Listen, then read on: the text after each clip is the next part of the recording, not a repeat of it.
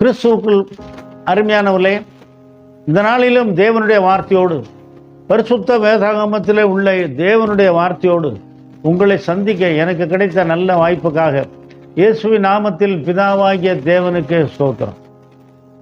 பைபிளில் போட்டிருக்கு, இந்த நாள் கர்த்தர் உண்டு பண்ணின நாள், இதிலே கலிகூர்ந்து மகிழ கடவோம்.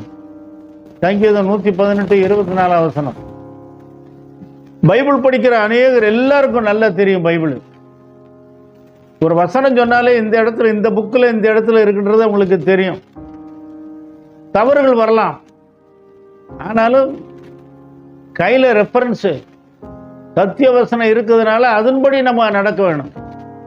பிரசங்கியார் ஒரு வார்த்தையை தப்பாக சொல்லிட்டார் அப்படின்னா அதனால நியாய தீர்ப்பு கொண்டு போகக்கூடாது. எலியான்ற இடத்துல எலிசான்னு வந்திருக்கும், எலிசான்ற இடத்துல எலியான்னு வந்திருக்கும். அது தவறு. அதை திருத்திக் கொள்ள வேண்டியது கடமை. யாராக இருந்தாலும் சரி, பிரசங்கம் பண்ணுறாலும் திருத்திக் கொள்ளணும், பிரசங்கத்தை கேட்கிறாலும் இந்த இடத்துல இதுதானே புரிந்து கொள்ள வேண்டும். வேத வசனம், வேதமே வெளிச்சம். பைபிளில் போட்டிருக்கியா, வேதமே வெளிச்சம், போதக சிற்றியே ஜீவ வெளி. உன் பாதைக்கு வெளிச்சம், உன் பாதைக்கு உன்னுடைய நடபாதைக்கு நல்ல வெளிச்சத்தை கொடுக்கக்கூடியது. தேவனுடைய மனுஷனாகிய யோபுடைய புஸ்தகத்தில் என்ன சொல்லியிருக்கு? நீர் கொடுத்த வெளிச்சத்தினாலே இருளை கடந்து போனேன். கேளுங்க. ஆமா, யார் என்ன சொன்னாலும் சரி, சத்திய வசனத்தை கேளுங்க. வேத வசனத்துக்கு விரோதமா பிரசங்கம் பண்ணா கேட்டு முடிச்சுட்டு அந்த ஆளை விட்டு விலகுங்க. ஆமா, வாதாட்டம் போராட்டம் வைக்காதீங்க. வழக்குக்கு விலகுவது மனுஷனுக்கு மேன்மை, முட்டாள் எல்லாத்திலையும் தலையிட்டுக் கொள்வான்னு பைபிள் இருக்கு. வாதாடாதீங்க, போராடாதீங்க. இந்த ஆளு பைபிளை தப்பா பிரசங்கம் பண்றாருன்னா அந்த ஆளை விட்டு விலகிடுங்க. என்னை மாதிரி யாராச்சும் ஒரு ஆள் அவன் பேர் ஊரு சொல்லணும்னு ஆசைப்படாதீங்க. வாய்ப்பு வந்தா சொல்லலாம். ஏன்னா பப்ளிக் டிவியில நீங்க எல்லாத்தையும் பேசுவீங்க, நூற்றுக்கணக்கா ஆயிரக்கணக்கா ஊழியக்காரர் விசுவாசிகளும் கேட்டுக்கிட்டு இருக்காங்க. சத்தியத்தை சொல்லிக் கொடுங்க. நல்லாரு, நல்லா படி, நல்லா சம்பாரி.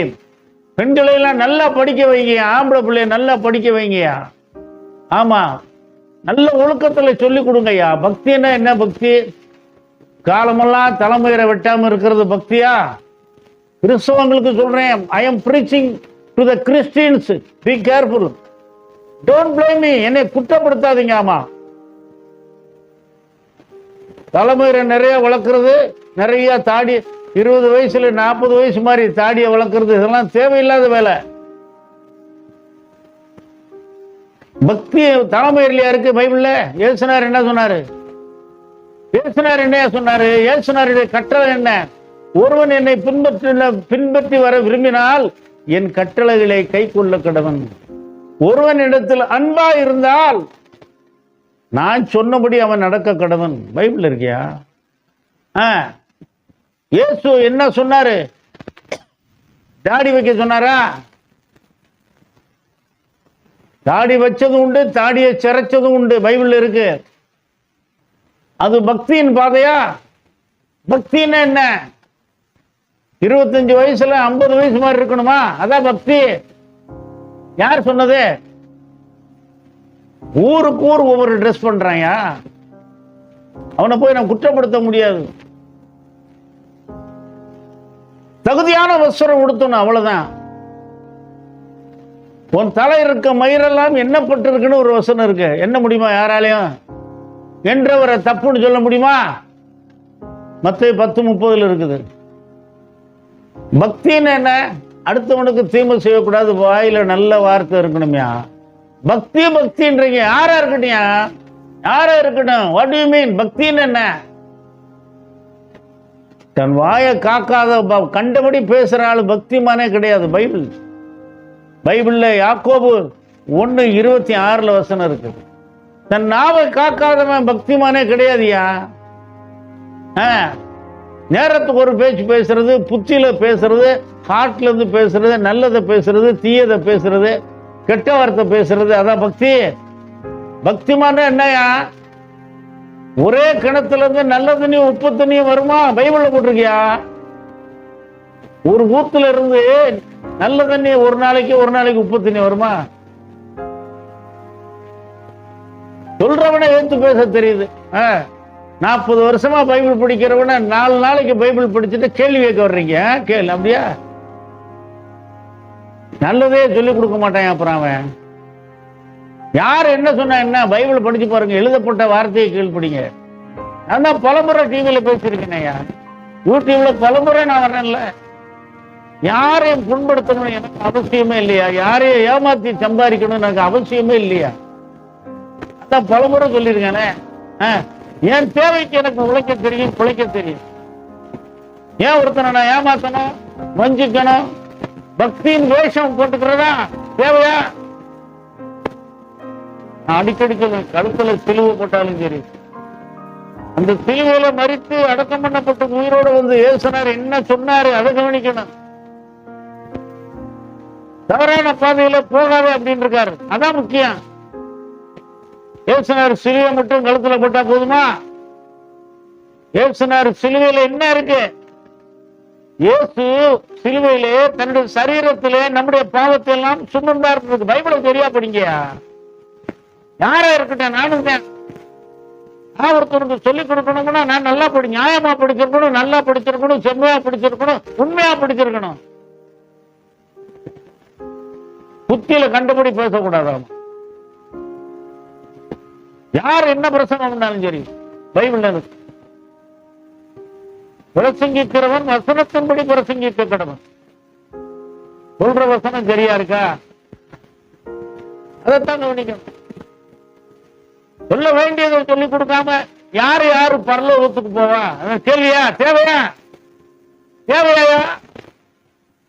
ஏசுனார் பிரசங்க யார் யாரு பரலோகம் போவான், யார் யாரு பூமியில நல்லா வாழ்வான் எழுதி கொடுத்துட்டாருல. எப்படி வாழணும்ன்றது சொல்லுங்க. பக்தியும் வேஷம் போட்டா போதாது. ஆமா, ஏழைக்கும் திக்கற்றவனுக்கும் விதவைக்கும் அனாதைக்கும் ஏதாவது செய்யணும். பைபிளியா ஜேம்ஸ்னு ஒரு புஸ்தகம், யாக்கோபுன்னு ஒரு புஸ்தகம் இருக்கியா, அந்த புஸ்தகத்துல படிச்சு பாருங்க. திக்கற்ற பிள்ளைகளும் விதவைகளும் கஷ்டப்படுறவங்களுக்கு இல்லையா, அவங்களுக்கு கொடுக்கணும். அதான்டா பக்தின்னு போட்டிருக்கியா. பைபிள் எடுத்து பாருங்க, படிக்காத ஆளு யாரா இருந்தாலும் பைபிள் எடுங்க. யாக்கோபின் புஸ்தகம் 1ஆம் அதிகாரம் 26, 27 வசனத்தை படிச்சு பாருங்க. தன் நாவை அடக்காதவன் பக்திமான்னு சொன்ன லாயக்கே கிடையாது. அவசரத்துக்கு கெட்ட வார்த்தை பேசலாமா? கேட்டா நான் பக்திமான் அப்படியா? அப்படி இல்லையா பைபிள்ல? முதலாவது நான் கிறிஸ்தவங்களுக்கு பைபிளை படிக்கக்கூடிய ஒவ்வொருவருக்கும் நான் சொல்றேன், தோல்வியை நஷ்டத்தையும் வியாதியும் பொழுதுனைக்கு பேசாதீங்க. ஏன் சொல்றீங்க? பணப்பட சொல்றேன்ல, பேங்க்ல பணம் போட்டா சொல்லுவீங்களா? ஒரு ஏழைக்கு ஒரு திக்கத்தோடு கொடுத்துட்டு சந்தோஷமா கொடுக்கும். ஏழைக்கு இறங்குகிறவன் கடவுளுக்கு கடன் கொடுக்கிறான், அவன் கொடுத்ததை அவர் திரும்ப கொடுத்தாருன்னு எழுதப்பட்ட வார்த்தையை தானே விசுவாசிக்கிறோம். 10 பஸ் வந்து நிக்குது பஸ் ஸ்டாண்ட்ல. ஒரு பஸ்ல எழுதி போட்டிருக்கு பெங்களூரு, கோயம்புத்தூர், பாம்பே, கல்கட்டான்னு. சென்னைன்னு போட்டோம்னா சென்னைக்கு போறோம், உடனே அந்த வண்டிக்கு போறாங்க. எழுதப்பட்ட வார்த்தையை விசுவாசிக்கிறோம். என்னைய பொறுமையா பேசி என்ன பண்ண, நான் ஏரோப்ளைன்ல போனேன், பஸ்ல போனேன்னு சொல்லி உங்களுக்கு என்ன பிரயோஜனம்? எழுதப்பட்ட வார்த்தையின்படி நடங்க. திருவசனத்தை கேட்கிறவராக மாத்திரமல்ல, அதன்படி செய்கிறவர்களாக இருங்க. உங்களையே நீங்க ஏமாத்திக்கிடாதீங்கன்னு போட்டிருக்கியா பைபிள்ல. உங்களையே நீங்க ஏமாத்திக்கிடாதீங்கன்னு போட்டிருக்கு. உங்களால் முடிஞ்சது. யாரையும் சபிக்காதீங்க. இந்த டியூட்டி நமக்கு யாருமே கொடுக்கல. விதித்தலும் சபித்தலும் ஒரே வாயிலிருந்து புறப்படலாமா? கூடாதே போட்டிருக்கேன் பைபிள்ல. பெற்ற பிள்ளையா இருந்தாலும் சரி, யாரோ ஒரு ஆளா இருந்தாலும் சரி, அவனை சபிக்காதீங்க, மன்னிங்க, விட்டுருங்க. வழக்குக்கு விலகுது மனுஷனுக்கு மேன்மை, மூடனானவன் எல்லாவற்றிலும் தலையிட்டுக் கொள்ளுவான். தன் வாசலை உயர்த்தி கட்டுகிறவன் அழிவை நாடுகிறான். பைபிள பிரசங்கம் கேளுங்கய்யா, யார் பிரசங்கம் பண்ணாலும் கேளுங்கய்யா. பைபிளுக்கு விரோதமா இருந்தா அதை விட்டு விலகுங்க. பைபிள்ல உள்ளதை சொல்லி கொடுத்தா ஏற்றுக்கொள்ளுங்க. இந்த தீர்க்க வசனத்தை வாசிக்கிறவனும் கேட்கிறவனும் கை கொள்ளுகிறவனும் பாக்கியவான். காலம் சமீபமா இருக்கு. பூமியில இவ்வளவு நாளைக்கு தான் இருக்கும்னு கணக்கு இருக்கியா? யாரா இருந்தாலும் தெரியாமா, பூமியில இவ்வளவு நாளைக்கு தான் இருக்கலாம்னு கணக்கு இருக்கு. சும்மா நான் அப்படி இப்படி தப்பு தப்பா யாரும் பிறக்க. பைபிள் என்ன சொல்லி இருக்கு? பைபிள் என்ன சொல்லி இருக்கு? ஆரோக்கியமா இருக்கணும், சுகமா இருக்கணும், அறிவோடு இருக்கணும், ஞானத்தோடு இருக்கணும், புத்தியோடு இருக்கணும், சமத்தா இருக்கணும். அது பைபிளுக்கு விரோதமா யாரு பேசினாலும் சரி, யாரு பேசினாலும் சரி, உலகத்துல கேட்டுட்டு விலகிருங்க. எனக்கு தீர்க்க தரிசனம் சொன்னாரு, எனக்கு சொப்பனத்துல சொன்னாரு. இந்த கதையெல்லாம் நடக்காது, நடக்கவே நடக்காது. கையில் எழுதி கொடுத்திருக்காருல்ல, வேதத்தின் மகத்துவங்களை அவர்களுக்கு எழுதி கொடுத்து அதை அந்நிய காரியமாக எண்ணினார்கள். ஓசியா வசனத்தில் இருக்கு, 8வது அதிகாரம் 12வது வசனத்தில் இருக்கு. இந்த சபை, நீங்க போற சபைக்கு போங்கயா, கர்த்தர் ஆராதிங்க, கர்த்தருக்கு உண்மையா இருங்க, மனைவிக்கு உண்மையா இருங்க, உங்க போதவருக்கு உண்மையா இருங்க. போன் நம்பரை கொடுத்து, பேங்க் அக்கௌண்ட கொடுத்து எனக்கு பணத்தை அனுப்புங்கன்னு சொல்றாங்க. நான் கிடையாது. ஏமாத்துறவன நம்பாதியா. கர்த்தரத்துல என்ன எழுதியிருக்காரு? அந்த சகோதரனை நேசியாதவன் காணாத தேவனை எப்படி நம்புவான், விசுவாசிப்பான்? தன்னை போர் பிறனை நேசி பைபிள்ல போட்டிருக்கியா? பைபிள்ல நீ ஆண்டவராகி இயேசுவை பின்பற்ற மாதிரி அவனும் நீதி நேர்மை இயேசு ஆண்டவரா ரட்சகரா ஏற்றுக்கொண்டு செம்மைய உண்மையமான பாதையில போன்னு சொல்லி இருக்கு. தன்னை போல் பிறனை நேசின்னு நீ கார் வாங்கினா இன்னொருத்தனுக்கு ஒவ்வொருத்தனுக்காக கார் வாங்கி கொடுக்க போடுறதா? உனக்கு சம்பாதிக்க வேண்டியதான். செம்மையான பாதையில போ. அதான் சத்தம் போட்டு பேசுறது தப்பு நினைக்காதீங்க. எந்த பிரசங்க யார் என்ன சொன்னாலும் சரி, செம்மையான பாதையை சொல்லி கொடுத்தா போங்க. வேற அடிப்படையில அவர் எனக்கு ரொம்ப வேண்டியாலோ, எனக்கு சொந்தக்காரரு, ஆனா அவர் இஷ்டப்படி தான் போக வேண்டிங்கன்னா பாதையை விட்டு விலகாது.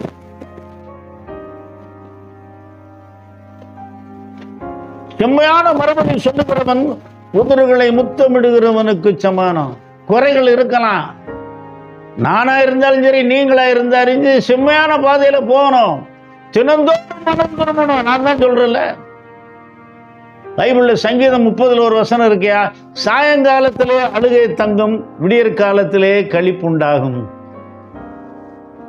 சர்வ வல்லமுள்ள பிதாவே, இயேசுவின் நாமத்தில் வந்திருக்கிறேன்.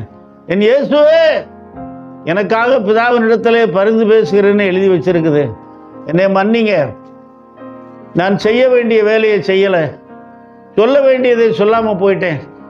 நாளை முதல் நான் கிரமமா செய்ய எனக்கு உதவி செய்யுங்கன்னு அவர்கிட்ட வேண்டிக்குங்க. இணங்குதல் பெரிய குற்றத்தையும் மன்னித்து போடும். பைபிள் தனியா என்கிட்ட உட்காந்தீங்கன்னா நிறைய சொல்லுவேன். நான் ஒன்னும் ஒருத்தனை ஏமாத்தி என்கிட்ட வா, என்னை பின்பற்றி வா சொல்லவே மாட்டேன். தேவையே இல்லை. இயேசு சொன்னார், என்னை பின்பற்றி வான்னாரு.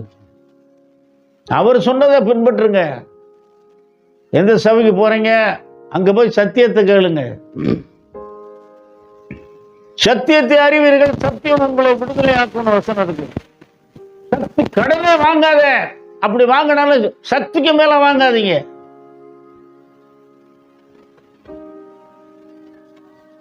பைபிள்ல போட்டிருக்கியா? கடன் வாங்கினவன் கடன் கொடுத்தவனுக்கு அடிமை. பணத்தை வட்டிக்க விடாதே, பைபிள்ல போட்டிருக்கு. ஏழைக்கும் கஷ்டப்பட்டவனுக்கும் வட்டிக்கு கொடுத்து அவனை பிழிஞ்சி அவனை ஓத்திரப்படுத்தி அவன்கிட்ட வட்டியை வாங்கி அவனை கண்ணீரோட வைக்காத. தனக்குன்னு ஏதாச்சும் பேசக்கூடாது. போங்க, யார் வேணா போங்க. உங்களை யாரு கட்டுப்படுத்துறா? நோய், நான் தான் பலமுறை சொன்னேன், நோய் என்றின்னு போட்டிருக்கு. போகாதையா? அங்க அங்க யாருமே இல்லை, போலீஸ் டிபார்ட்மெண்ட் யாருமே இல்லை. அட சும்மா போயா அப்படிங்கிறான் ஒருத்தன். போவீங்களோ? எழுதப்பட்ட வார்த்தை என்ன சொல்லுது? No entry. போகாதன்னா போகாத. நம்மளை விட பணக்காரன், நம்மளை விட படித்தவங்க, நம்மளை விட அதிகாரிகள் சத்தம் காட்டாம திரும்பி போறாங்களே, அதை விட்டுட்டு அப்புறம் நீங்க என்ன பெரிய ஆளு, நான் என்ன பெரிய ஆளு? தேனிலும் தேன் கூட்டிலிருந்து ஒழுகும் தெளிதேனிலும் மதுரமானது. அவைகளால் நான் எச்சரிக்கப்படுகிறேன். அவைகளை கை கொள்ளுகிறதுனாலே மிகுந்த பலன் உண்டு. தன் பிள்ளைகளை உணர்கிறவன் யார்? மறைவான குற்றங்களுக்கு என்னை நீங்களாக்கும், துணிகரமான பாவத்துக்கு அடியனை விலைக்கு காத்துக்கொள்ளும். அப்பொழுது பெரும் பாதகத்துக்கு நீங்களாய் இருப்பேன். என் கண்மலை மீட்பெருமாகிய கர்த்தாவே, என் வார்த்தைகளும் என் இருதயத்தின் தியானமும் உம்முடைய சமூகத்திலே பிரீதியா இருப்பதாக. நீ எங்க எல்லா ஆறா இருந்தாலும் சரி சொல்லிட்டாமா. பேசுனாதவரோட பெரிய ஆளு எந்த பிரசங்காரும் உலகத்துல கிடையாது. அதை சொன்னாரு. அவர் சொன்ன பெரிய ஆளா? பெரிய ஆளு இயேசு கிறிஸ்துவ போல பிரசங்கிச்சவங்க உலகத்துல யாருமே கிடையாது. அது அவர் தாராளமாய் பேசுகிறாரு. ஒருவனும் அவருக்கு ஒன்றும் சொல்லுகிறது இல்லையான்னு வசனம் இருக்கு. சத்திய வசனம் என்ன சொல்லி கொடுக்கு, அதை கேளுங்க. அதனால யாரையும் திட்டாதீங்க, தவிக்காதீங்க. அது பக்தியே கிடையாது. ஆளை பார்த்தா பக்திமான் மாதிரி இருப்பான், ஆமா. ஆனா வாயின் வார்த்தை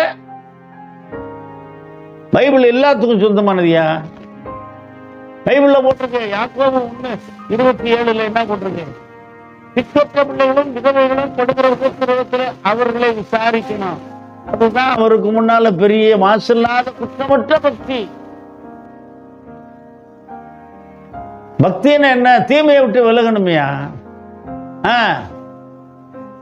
முக்கியமா முதல்ல சொல்லுகிறேன், பைபிளை படிக்கிற ஒவ்வொருவருக்கும் சொல்றேன். ஆமா, தவறான பாதையில போகாதீங்க. பைபிள் என்ன சொல்லுது?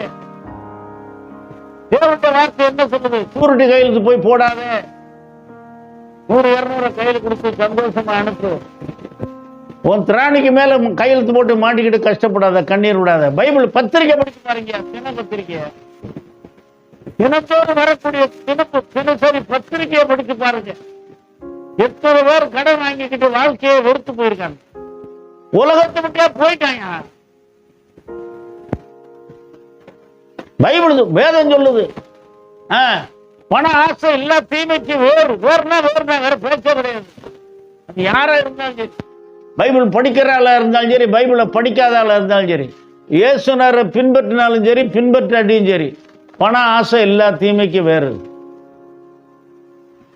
பணத்துல ஏழைக்கும் திக்கற்றவனுக்கு அவனுக்காச்சும் கொடு. மாமனோ மச்சானோ சித்தப்பனோ பெரியவனோ ஏதோ 2 வடை 4 வடை, ஒரு சட்டை, ஒரு பேண்ட். நானும் தான் உடனே என்னை கேள்வி கேட்கறது, நீங்கெல்லாம் அப்படி செய்யறீங்களா? நான் செய்யணும், நீயும் செய்யணுமியா?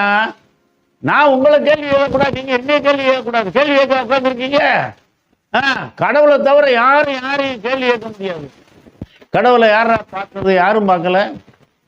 நான் தான் பார்த்தேனா? சிலர் அள்ளி விடுறேன், நான் பார்த்தேன், அங்க பார்த்தேன், இங்கே பார்த்தேன். அவரு இமயமலைக்கு வந்துட்டு போறாரு, என்ன பெரியார் பஸ் ஸ்டாண்டா வந்துட்டு போனார் இருக்கு. ஆளாளுக்கு அள்ளி விடுறேன். ஏசுனார் எப்படி ஜெபம் பண்ணாரு? உனக்கு என்னது வேணும்னா பின்பற்றி விட்டுட்டு போய்கிட்டே இருங்கயா. அவருக்கு வேலை இல்லையா? ஏசுனார நீ நம்பு, ஏசுனார பின்பற்ற. யார் கட்டாயம் பண்றா?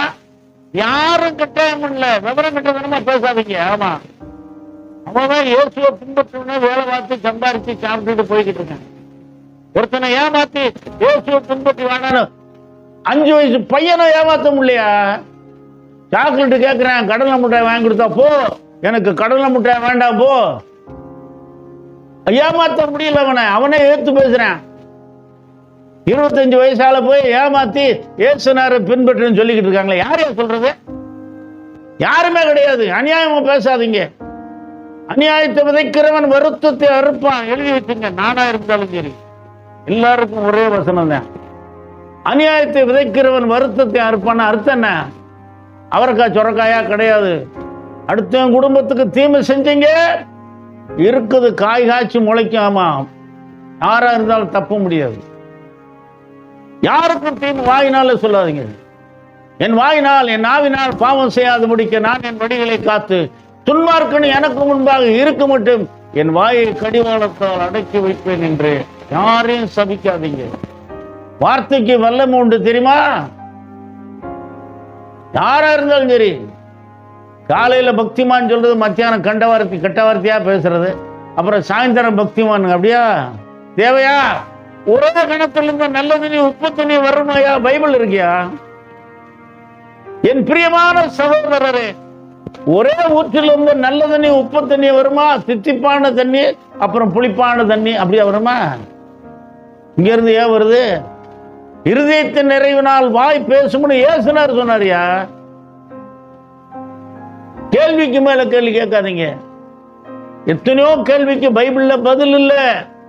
ஆமா, நாம் பெரியாலும் நீ பெரியாலும் உலகத்துல யாருமே சொல்ல முடியாது. யாரும் அமெரிக்கா இங்கிலாந்துல ரப்பும் போலும் பைபிளை படிச்சு கமெண்ட்ரி எழுதிக்கிட்டு இருக்காங்கயா. தலைமுறை தலைமுறை எழுதிக்கிட்டு இருக்கான். அவங்களுக்கே சில கேள்விக்கு பதில் இல்லை. நீ 4 நாள் பைபிள் படிச்சுட்டு வந்து எல்லாத்தையும் கேள்வி கேட்கணுமா? வேணும்னா படி. எம்ஏ படிக்கிறியா, எம்காம் படிக்கிறியா, எம்எஸ்சி படிக்கிறியா, இன்ஜினியரிங் படிக்கிறியா, வேணும்னா படி, இல்லாட்டி போய்கிட்டே இருக்கியா. எதுக்கு கேள்வி கேட்கிற? பைபிள் தெரிஞ்சவனே, பைபிளை இயேசுவை பின்பற்றவனே இன்னும் கற்றுக் கொண்டுக்கிறேன். செம்மையான பாதை, நேர்மையான பாதை, அன்பான பாதை, இறக்கமான பாதை எதுவும் தேடிக்கிட்டு இருக்கேன். நீ அவனை வந்து கேள்வி கேட்டா பெரிய ஆள் ஆயிருவீங்களா?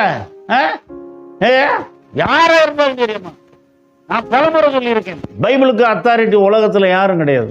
உலகத்துல ஆல் ஓவர் தி வேர்ல்டு நான் தான் கில்லாடி, நான் பைபிளுக்கு விளக்கம் சொல்றேன் என்றால் உலகத்துல ஒரு ஆள் கிடையாதுயா. எத்தனை 1000 எத்தனை 100 வருஷமா இது எழுதப்பட்டது தெரியுமா? ஒண்ணுக்கு ஒண்ணு முரண்பாடே கிடையாதுயா.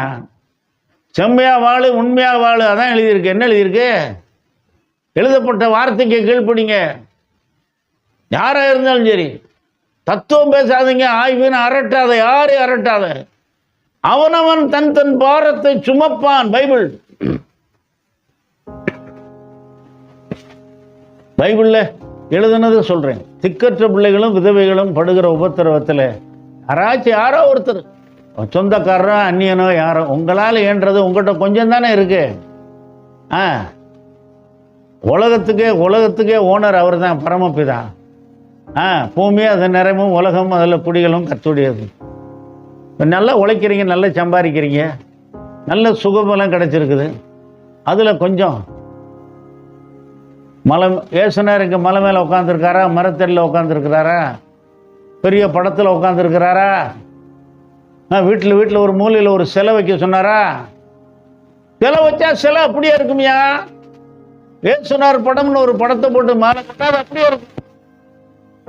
திருவசனத்தை கேட்கிறவர்களாக மாத்திரமல்ல, அதன்படி செய்கிறவர்களாக இருங்கள். இந்த தீர்க்கதரிசன வசனத்தை வாசிக்கிறவனும் கேட்கிறவனும் கை கொள்ளுகிறவனும் பாக்கியவன். நோ என்ட்ரின்னு போட்டிருக்கு, வாசிச்சாச்சு.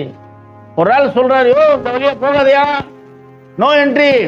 அந்த முக்கில் விசில் அடிச்சு உடனே கூப்பிட்டுருவா இருக்கிறான். வாசிக்கிறவன், கேட்கிறவன், அதன்படி நடந்து அடுத்த பக்கம் திருப்பி போறவன் ஜெயிச்சாயா. இதேதான் என்ன வேத வசனம். கவர்மெண்ட் ஆஃப் இந்தியா எதுக்க முடியல உங்களால? கவர்மெண்ட் ஆஃப் தமிழ்நாடு எதுக்க முடியல? சில காரியம் சொல்லியிருக்காங்கல்ல, கீழ்படுகிறோம்ல. ஆத்துக்குள்ள இறங்காத, வாட்டர் லெவல் இவ்வளவு போகுது அப்படின்னா காலை இறக்குறியா? பாதுகாக்க வேண்டாமா?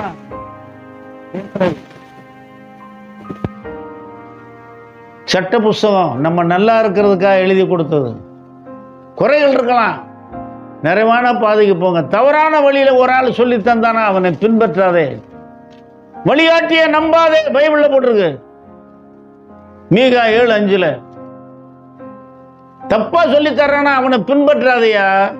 அதுக்கு போய் கொஞ்சம் விசில் அடிக்கிறது,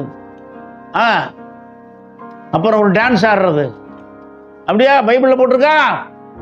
இயேசு கிறிஸ்துவுடைய உபதேசத்துல மீறி நடக்கிறன்னு எவனும் துண்டிக்கப்படுவான் இருக்கு வசனம். ஆமா, இயேசு கிறிஸ்துவுடைய உபதேசம் என்ன? செம்மையும் உண்மையுமா வாழ, அவ்வளவுதானையா. அதற்கு விரோதமா ஏன் பேசுறீங்க? யாரா இருக்கட்டியா? கலர்ல லைட் போட்டா அது ஒரு நியாயம், புகையா போட்டா அது ஒரு நியாயம், விசில் அடிச்சா அது ஒரு நியாயம், டான்ஸ் ஆடா ஒரு நியாயம். அப்படியா பைபிள் இருக்கா? இயேசு கிறிஸ்துவின் உபதேசத்தில் இருக்கா? போங்க. அவனவன் தன் தன் கூலியை அடைவான். பட்சபாதமே கிடையாது. there is no partiality in God ன்னு போட்டிருக்கு. தேவனிடத்திலே பட்சபாதமே கிடையாது. ரோமர் 2:11 இருக்குது, அப்போஸ்தலர் 10:34 இருக்குது, கலாத்தியர் 2:6 இருக்குது. தேவனிடத்திலே பட்சபாதமே கிடையாது. வேண்டிய ஆளு வேண்டாதெல்லாம் கிடையாது. யாரா இருந்தாலும் சரி. ஒரு ஏழை ஒரு திக்கற்றவனை பார்த்தா ஒரு அன்பா பேசியான். என்னத்தையா இருக்கிறது ரெண்டு, ஒரு டீ கடையில் பார்க்குறேன், அங்கே பார்க்குறேன், ஐயாங்கிறான், அம்மாங்கிறான். என்ன உங்களால் ஏன்றத அவனுக்கு பசிக்கு வாங்கி கொடு. ஏழையின் கூப்பிடுதலுக்கு செவி அடைத்துக் கொள்ளுகிறவன் தானும் சத்தமிட்டு கூப்பிட்டாலும் கேட்கப்பட மாட்டான். பைபிளியா? நல்லா சம்பாரிச்சு நல்ல சுகத்தோட பலத்தோட படிச்சு அழகோட அறிவோட நல்ல அந்தஸ்தில் இருக்கிறீங்க. யாரோ ஒருத்தன் அம்மா ஐயாங்கிறான். டீ கடையில் ஹோட்டலில் போகிற வர வழியில் நம்ம வீட்டு வாசல்ல அந்த நல்லா தெரியுது ஏழை திக்கற்றவன் அனாதன்னு. அவனுக்கு கொடுக்கக்கூடாதா? யாரா இருக்கட்டையா, எனக்கு அதே சட்டம் தான். எனக்கு ஒரு தனி சட்டம், உங்களுக்கு ஒரு தனி சட்டம் கிடையாது. ஏழைய வருத்தி வேலை வாங்கக்கூடாது. அவன் கண்ணீர் விட்டு சம்பாரித்து கொடுக்கூடாது.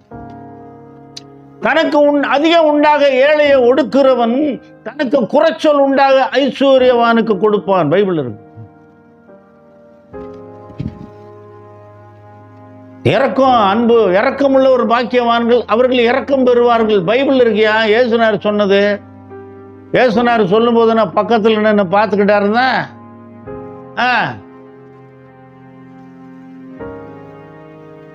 ஐயட்டா 40, 6 48, 7 56 கணக்கு சொல்லி தர்றேன். லண்டன்ல யாரா சொல்லி கொடுத்தவன்னு போய் கேட்பீங்களா? லண்டன்ல யார் சொல்லி கொடுத்தது, அவருடைய வருஷம் என்ன, காலம் என்ன, தேதி என்ன, அவங்க அப்பா பேர் என்ன கேட்பீங்களா? சட்டம் எல்லாத்துக்கும் சட்டம் தான். கண்ணில் பார்க்கல, வேலை நடக்கல. நான் பலமுறை சொல்லியிருக்கேன்ல.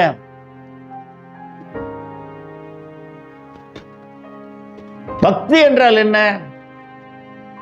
தன்னைத்தானே பத்திரமா பாதுகாத்து கொள்வது மட்டும் பக்தி கிடையாது. தன்னையும் பாதுகாத்துக்கணும். தண்ணி அடிக்காம, தம் அடிக்காம, தூள் போடாம, ஒப்பாட்டி வைக்காம, மோசமான இடத்துக்கு போயிட்டு வராம. ஏன் மனைவிக்கு துரோகம் பண்ணாதுன்னு போட்டு பைபிள்ல போட்டிருக்கியா?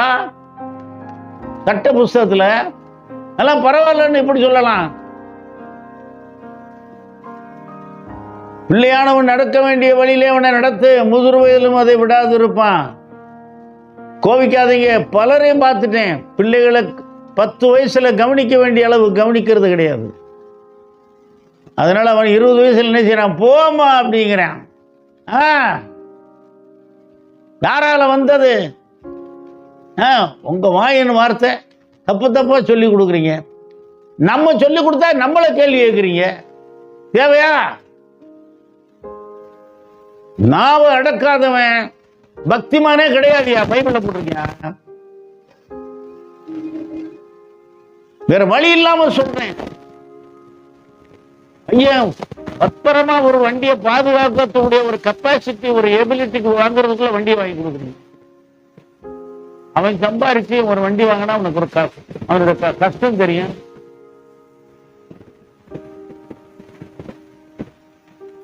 அவன் டர்றபுறன்னு என்கிட்டாச்சும் ஓட்டி சிக்கல் ஆயிட்டா அப்புறம் உட்கார்ந்து அழுகிறீங்க. ஒரு காரியத்தை செவ்வையா செய்ய ஞானமே பிரதானம். பைபிள் இருக்கு. சின்ன வயசுல இருந்து ஏழைக்கும் திக்கற்றவனுக்கும் கொடுக்கணும், அனாதிக்கு கொடுக்கணும்னு பிள்ளைக்கு சொல்லி கொடுத்தா அவன் ஒரு ஏழைக்கு ஒரு இறங்கணும்ன்ற அறிவு இருக்குமேயா. டம்மு டம்முன்னு ஓட்டுவானா ரோட்ல?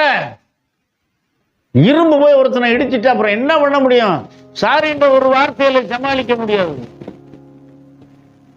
வார்த்தை நல்லா இருக்கணும். யாரா இருந்தாங்க பொறுமையா மகனே, பொறுமையா போட சொல்லுங்க 100 தடவை. கல்யாணம் முடிச்சு புருஷன் மனைவியா இருக்கும்போது நீ சம்பாரிச்சு அந்த காசுல பத்திரமா ஒரு வண்டி வாங்கி பத்திரமா வைடா சொல்லி கொடுங்க. நீங்க அவனை சபிச்சுக்கிட்டே இருந்தீங்கன்னா விளங்காது. ஆண்டவர் கிருபையாய் கற்பத்தின் கனி கர்த்தரால கொடுக்கப்பட்டதியா? அதை சபிக்கலாமா? பைபிள்ல போட்டிருக்கியா? மரணமும் ஜீவனும் நாவின் அதிகாரத்தில் இருக்கிறது, அதில் பிரியப்படுகிறவன் அந்த கனியை புசிப்பான். காலமெல்லாம் பையனை வையிறது. என்ன சொன்னாலும் அவர் பிரசங்க பெரிய பிரசங்க. எவரையா பெரிய பிரசங்க? பைபிளுக்கு வெளியே போறால் யாருமே பெரிய பிரசங்க கிடையாது தெரியுமா? சபை 5000 ஆத்துமாக்களை இருக்கலாம், சபையில 1000 பேர் இருப்பான், 10,000 பேர் இருப்பான், அதை பத்தி காரியமே இல்லை. கோயிலுக்கு 10,000 பேர் போயிட்டு வர்றான், அதனால உனக்கு என்ன லாபம், எனக்கு என்ன லாபம்? கட்ட புஸ்தகத்தில் எழுதினபடி வாழ்ந்தமா? தன்னையும் கெடுத்துக் கொள்ளக்கூடாது, அடுத்தவனையும் கெடுக்க கூடாதியா. உனக்கே கேடு உண்டாக்காதன்னு வசனம் இருக்கு. இத்தனை விஷயம் சொல்லணும் உங்களுக்கு. உன் மாம்சத்தை பாவத்துக்குள்ளாக உன் வாய்க்கு இடம் கூடாது, புத்தி பிசையினால் செய்தது என்று தூதனுக்கு முன் சொல்லாது. கர்த்தர் கோபம் கொண்டு உன் வாயின் வார்த்தையினாலே கர்த்தர் கோபம் கொண்டு உன் கரத்தின் கிரிகளை அழிப்பானேன். பைபிளியா? தைலக்காரனுடைய தைலத்தை செத்த ஈக்கள் உள்ளே விழுந்து நாரி கெட்டு போக பண்ணுவது போல ஞானத்திலும் கனத்திலும் பெயர் பெற்றவனை சொற்ப மதியனும் கெட்டு போக பண்ணும். எவ்வளவு சொல்லணும்? படிச்சா தானே. ஒரு ரோட்ல போறோம், நோ என்ட்ரின்னு போட பார்க்கல, நீ பாட்டுக்கு போய்கிட்டு இருப்பீங்க, பார்த்துட்டா விலகிடுவீங்க. பைபிள படிங்க. இது வாசிக்கிறவனும் கேட்கிறவனும் கை கொள்ளுகிறவனும் பாக்கியவா. நீங்க நல்லா இருக்கன்னு தான் ஏசனார் சிலுவையில் ரத்தம் சிந்தி மரித்து அடக்கம் பண்ணப்பட்டு உயிரோட வந்தாரியா. நம்ம எல்லாரும் நல்லா இருக்கணும். எல்லாரும் தீயோர் மேலும் நல்லோர் மேலும் சூரியனை உதிக்க பண்ணி நீதி உள்ளவர் மேலும் அநீதி உள்ளவர் மேலும் மழையை பெய்ய பண்ணுகிறார். வேண்டாத கேள்வியெல்லாம் கேட்டான். வாழ்க்கையில புத்தியா வாழுங்க, ஞானமா வாழுங்க, சமத்தா வாழுங்க, அதான் முக்கியம். வேண்டாத கேள்வியெல்லாம் கேட்கக்கூடாது. மாறினாலும் கடிவாளத்தினால் வாய் கட்டப்பட்டால் ஒழிய உன்கிட்ட சேராத புத்தியில்லா குதிரையை போலவும் கோவேறு கழுதையை போலவும் இருக்க வேண்டாம் இருக்கியா. வாயை அளந்து பேசுங்க, சபிக்காதீங்க. யாரையும் சபிக்காதீங்க. கண்டிக்கிறது வேற, கோபிக்கிறது வேற, சபிக்கிறது வேற.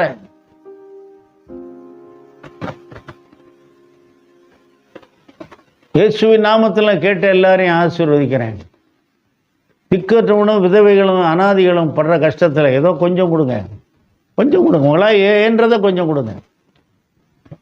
முக்கியமாக பைபிள் படிக்கிற ஆளுக்கெல்லாம் சொல்கிறேன், எல்லாருக்கும் சொல்கிறேன். யாருக்கிட்டையாச்சும் கற்றுக்கொள்ள ஆசைப்படுங்க. நான் தான் பெரிய ஆள்னு அவனையும் வளைச்சி கேள்வி கேட்டது கட்சிக்கு கட்சி வஞ்சிக்கிட்டே திட்டிக்கிட்டு தெரியாதீங்க.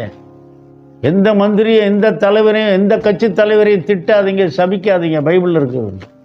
ஜனத்தின் அதிபதியை தீது சொல்லாதே.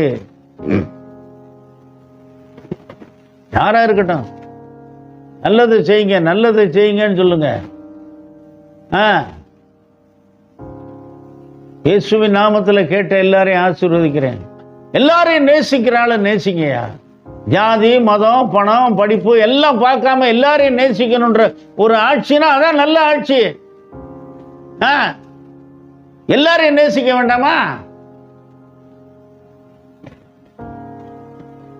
வருங்காலத்தில் தெளிவா சொல்றேன். ஜாதி மதம் பணம் படிப்பு ஒன்னும் பார்க்காம எல்லாரையும் நேசிக்கணும். பொம்பளை பிள்ளைகளெல்லாம் நல்லா படிக்க வைங்க, ஆம்பளை பையனையும் நல்லா படிக்க வை. நான் திமிரா பேசலாம், அன்பா பேசுறேன்.